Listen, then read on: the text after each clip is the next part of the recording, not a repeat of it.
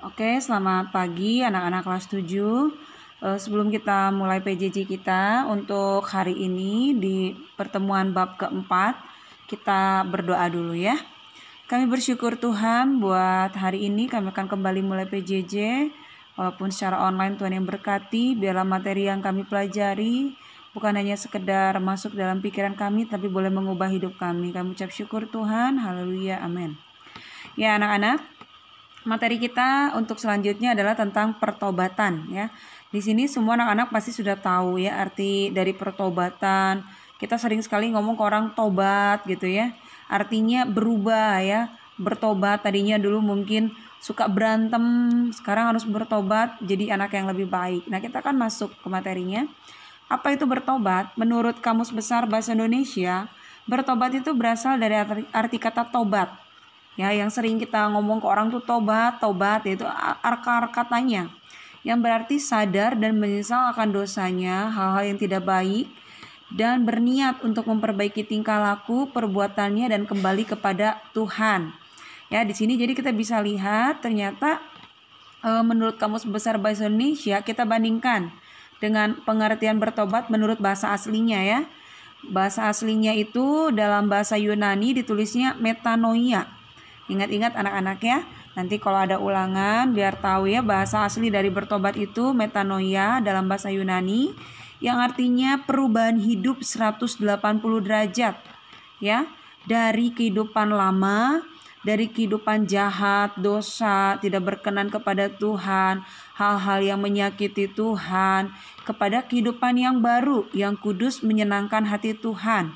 Ya, kita mau lihat sedikit hal-hal yang dikatakan dosa, hal-hal yang dikatakan jahat, tidak berkenan kepada Tuhan itu biasanya apa aja sih? Ya, apakah merokok dengan vape itu berbeda? Ada orang bilang, "Mem, kan kalau vape mah dia nggak ini mem, bukan rokok, dia cuman asap aja yang berbau." Apakah itu betul? Sama aja anak-anaknya. Mau vape kek, mau rokok, apalagi ya ganja yang itu adalah hal-hal yang tidak berkenan kepada Tuhan.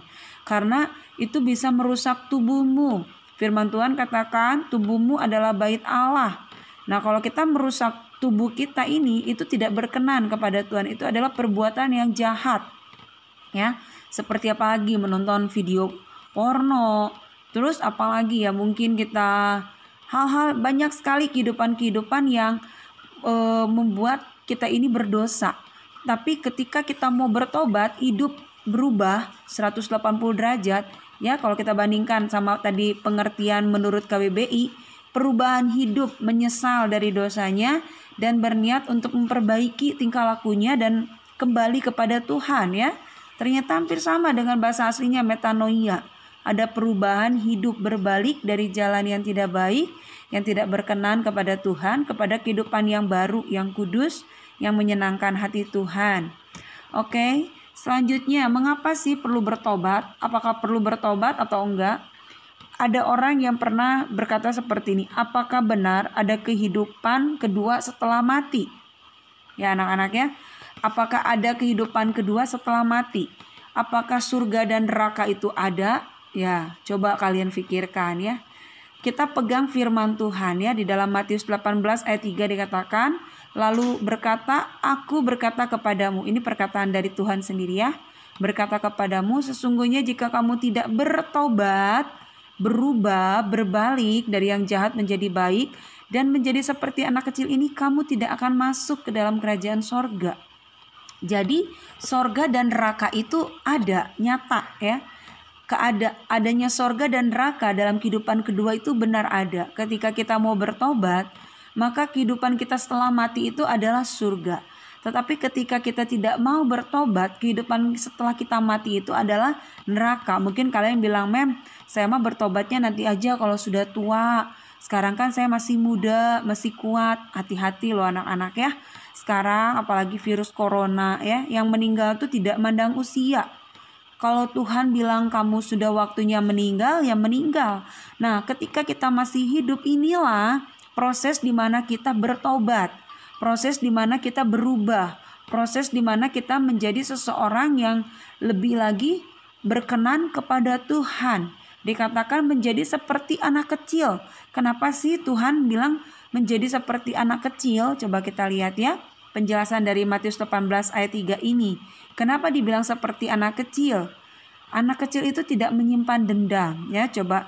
Tapi sekarang ini anak kecil zaman now kadang mereka nyimpan dendam ya, tetapi zaman dahulu anak kecil itu tidak menyimpan dendam.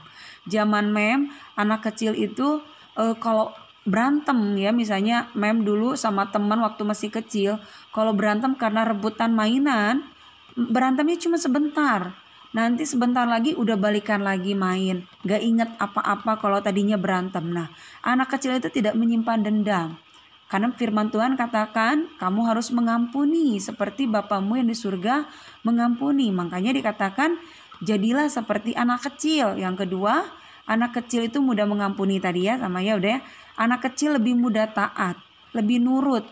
Ya, kalau kalian nanti tambah dewasa, nanti kalian sekolah tambah tinggi, mungkin kuliah. Nanti kalian itu kalau misalnya nih ya, kalian kuliah ngambil psikolog misalnya ya, amin ya. Nanti kalian akan belajar. Ternyata anak kecil itu usia sampai 5 tahun itu lebih mudah dibentuk anak-anak ya. Dia akan lebih mudah taat, nurut. Karena anak kecil itu percaya dengan apa yang orang tuanya katakan. Makanya dikatakan seperti anak kecil, lebih mudah taat. Kalau seumuran kalian sudah mulai berbantah ya, disuruh ngerjain kerjaan PR di rumah, nggak dikerjain langsung, nggak taat, mulai berbantah, nanti aja, nggak penting, nggak usah. Nah, hal itu tuh, ketidaktaatan itu adalah bentuk dosa juga loh anak-anak. Ketika kamu tidak taat kepada guru, kamu tidak taat kepada orang tua, itu adalah salah satu bentuk dosa juga. Karena apa? Karena kita nggak mau dengar-dengaran. Nah, yang selanjutnya, anak kecil polos, tidak berpikir untuk melakukan kejahatan, hal-hal yang tidak sesuai firman Tuhan. Anak kecil itu simpel ya, dia nggak berpikir bahwa ketika memegang pisau ini tuh bisa melukai dirinya sendiri atau melukai orang lain. Dia cuma tahu itu pisau. Nah, jadi dia tidak berpikir bahwa dengan pisau itu dia bisa melakukan kejahatan. Nah, kenapa? Makanya Tuhan bilang seperti anak kecil, polos ya. Terus anak kecil itu lebih mudah dibentuk. Oke, anak-anak, selanjutnya. Manusia yang belum bertobat adalah manusia yang masih hidup menurut keinginan daging. Keinginan daging baca dalam Galatia 5:19-21. Yuk kita baca sama-sama ya.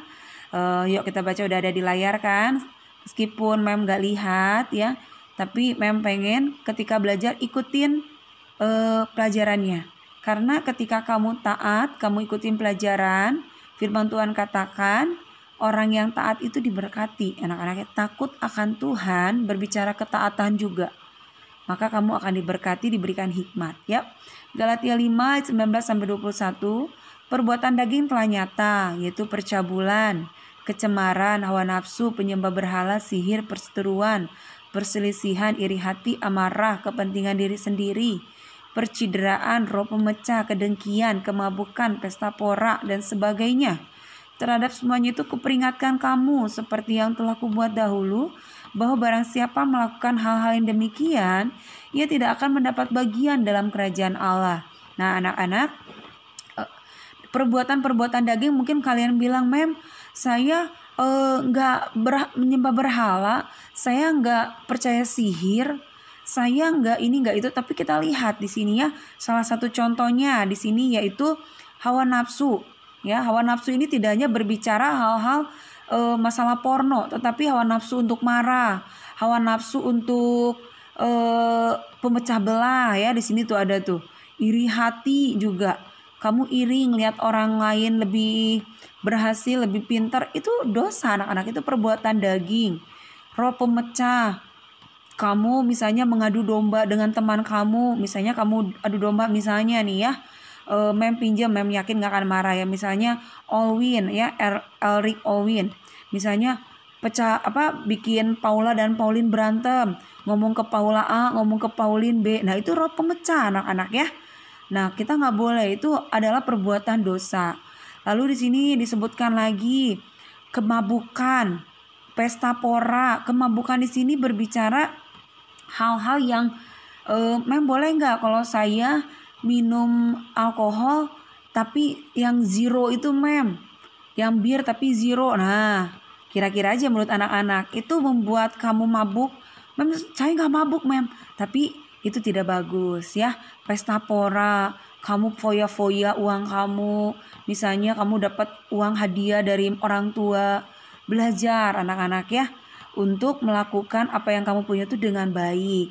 Banyak lagi di sini penyembahan berhala. Apakah penyembahan berhala hanya cuma menyembah patung? Enggak loh. Ketika kamu ada ibadah ya, ibadah online apalagi di rumah, harusnya ibadah sungguh-sungguh tapi kamu ibadah sambil main handphone. Nah, kamu itu sedang melakukan penyembahan berhala, kamu lebih menyembah handphone kamu, sungguh-sungguh ke handphone kamu daripada ke Tuhan.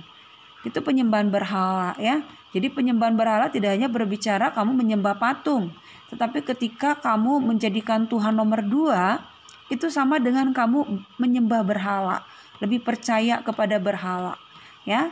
Nah, dikatakan bahwa orang yang hidup dalam daging, mereka itu tidak akan masuk dalam kerajaan Allah ya. Selanjutnya, alasan pentingnya bertobat. Kenapa sih kita harus bertobat? Pentingnya apa sih bertobat ini? Yang pertama, Yesus sendiri memerintahkan pertobatan ya. Tadi dikatakan kalau kalian baca bahwa bertobatlah sebab kerajaan Allah sudah dekat, yaitu Yohanes, persiapkan jalan ya, bahwa pertobatan ini perintah dari Tuhan. Tuhan Yesus datang ke dalam dunia untuk menyelamatkan semua orang yang berdosa. Dan Tuhan mau kita bertobat sehingga pengorbanan Yesus di kayu salib itu tidak menjadi sia-sia ya. Yang kedua, bahwa dosa hanya bisa diampuni jika kita menyesalinya dan tidak melakukan lagi. Jangan tobatnya tuh sakapeng ya, hari ini tobat besok kambuh lagi, hari ini tobat besok kambuh lagi. Nah, itu tuh tidak berkenan di hadapan Tuhan ya. Lalu ketiga, pertobatan sebagai syarat untuk menerima dan menjalani hidup baru. Lalu keempat, dengan bertobat manusia dituntun kepada kebenaran dan melakukan hal-hal yang berkenan di hadapan Allah. Ketika kita bertobat, kita akan menjadi orang yang lebih mau lagi melakukan perintah-perintah Tuhan, berjalan dalam kebenarannya Tuhan. Misalnya, tadinya kita suka mencuri uang mama, tapi ketika kita bertobat dan gak mau melakukannya, meskipun kamu nemuin uang misalnya di rumah, di meja, wah ini gak ada yang lihat nih, uangnya gak tahu uang siapa nih.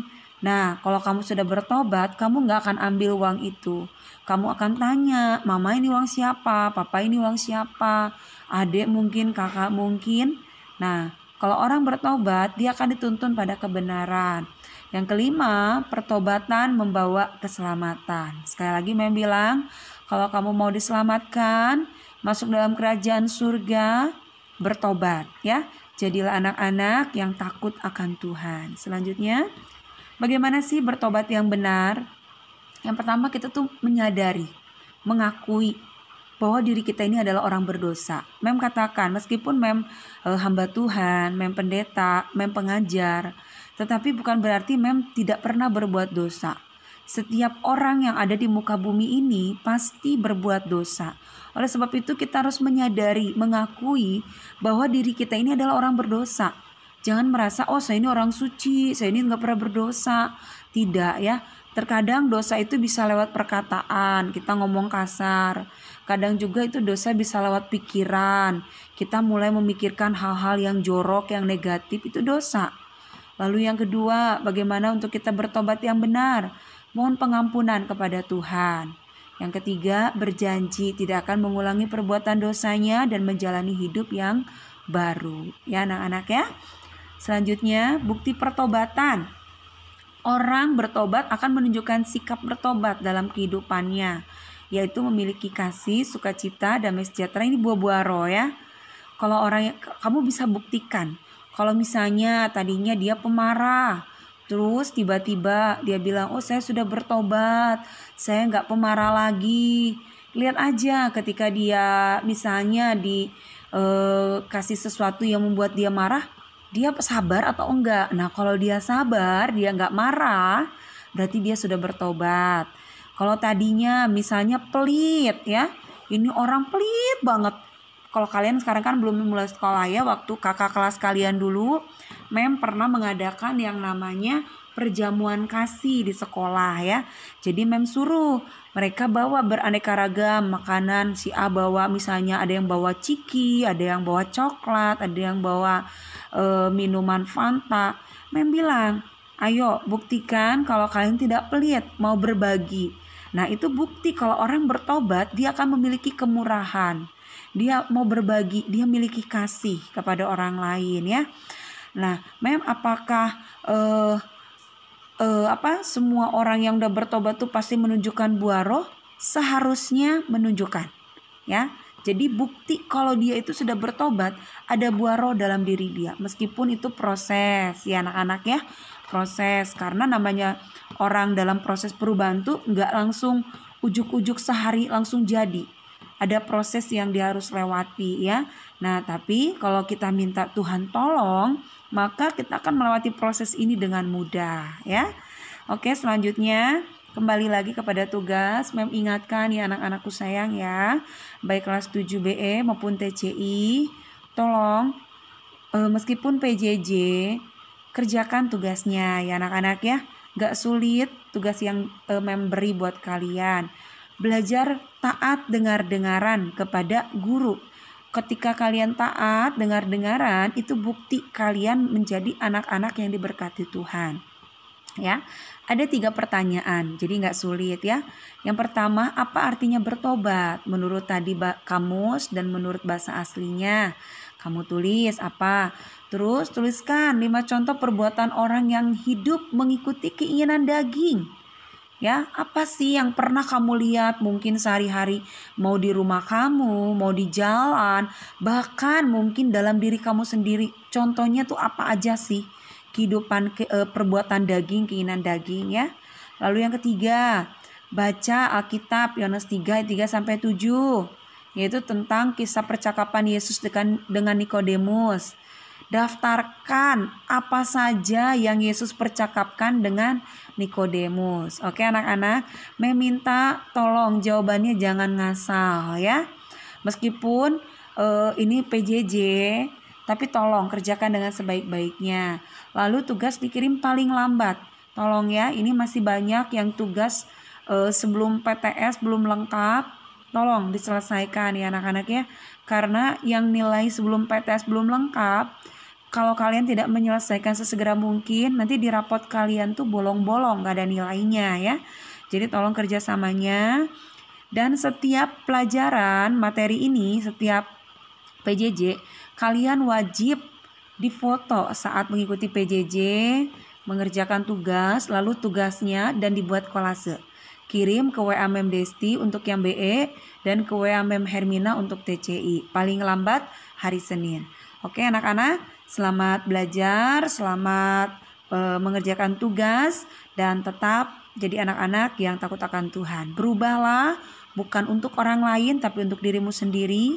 Ada satu kalimat yang Mem mau sampaikan. Hiduplah seolah-olah kamu besok akan mati, jadi kamu akan hidup bertobat. Ya, hidup melakukan yang benar sesuai dengan maunya Tuhan. Baik anak-anak, sampai jumpa di materi selanjutnya. Mem tunggu tugasnya. Baik, Tuhan Yesus memberkati.